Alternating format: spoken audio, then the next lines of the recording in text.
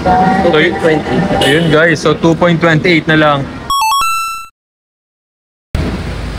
Alright guys, test drive today. Discover the extraordinary. This is your nearest dealer. So, ba't ka palalayo? Dito ka na sa Toyota Calamba. Full service, full house. Great customer service, great experience ang PMS. So yun guys, super sulit talaga si Veloz. So may 360, tapos yun din, nawawarn tayo sa likod. Oh, dyan na tayo. Tapos meron din siyang sensor dito guys. So both sensor, pay attention, overview, tapos yan yung sa rear camera. Alright? When I put it to park, so yan, all good na tayo, and then I could turn this thing on. Kung gusto ko makita pa din yung paligid, and then the sideways. Okay? So yun guys, tas yan yung sa rear. Yun. Alright guys, what's up? Good morning, grabe guys. 103 magpapaservice today dito sa Toyota Calamba. So guys, super legit kasi dito, super laki, super convenient, super ganda pa ng view, ng makiling. Tapos ayan, maganda pa dito yung mga places na you can stay. May wifi, may mga drinks, anlian, juice, coffee. Tapos dun sa kabila may kainan. Alright guys. Alright guys, so ito yung ating estimated computation, 50,000 kilometers PMS. So basically, yun nga, magkakaroon tayo ng 50,000 kilometers check up. Fully synthetic yung ating magiging oil filter papalitan, gasket of course. Tapos yung brake lilinisin, i-adjust as you can see. Tapos top up lang lahat ng mga fluids. I-check yung air filter at saka aircon filter. Check yung fan belt. Tapos yung tire rotations nga, isasama natin yung spare tire. Which is last time nung, I think it was nung 30,000 or 20,000 ba yun? Hindi ko na matandaan. So, sinama din kasi yung spare tire. So, yun, gusto kong isama yung spare tire. Then, of course, battery check. So, medyo mahal yung battery check. 553. But then, yeah. So, kasi lampas 2 years na tayo. And about 2 years and 4 months. So, kalimitan, ang kagandahan lang because daily driven. So, basically, nagpa-function lahat. Unlike, based dun sa mga nababasa ko, yung mga hindi gamit, mas dun pa madaling na yung battery nila. Nagpapalitan, mga 1 year, 6 months lang. Napapalitan na agad, di-discard agad. Alright? So, ayan. Tapos yung sa likod, ano ba yung check dito? Ito yung magiging total price natin.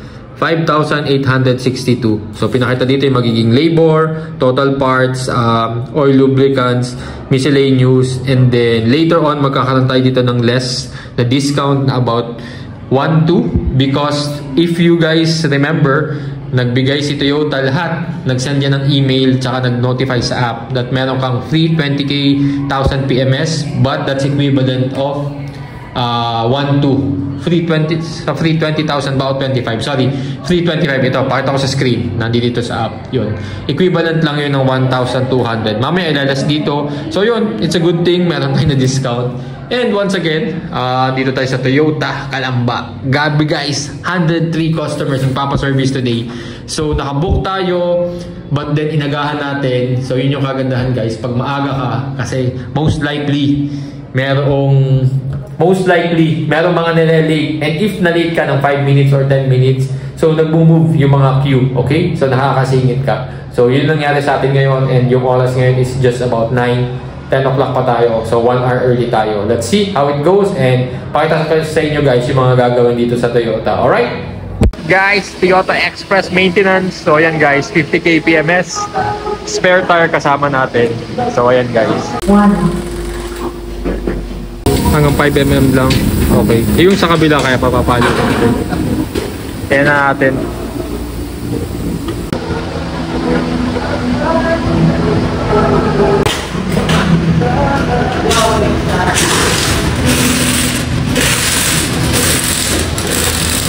Okay, baba.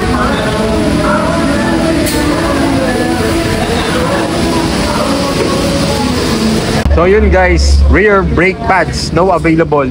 Ordering sa planta. Unfortunately, wala tayong brake pads. So may available sa planta o ordering pa.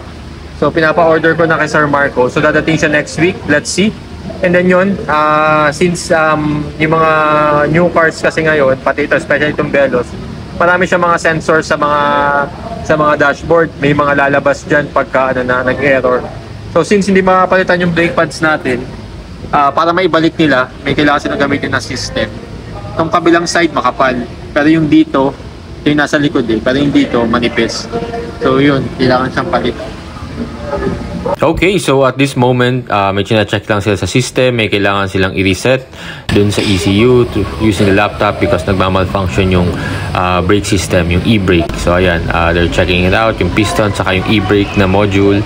Ayan, para may balik nila. Alright?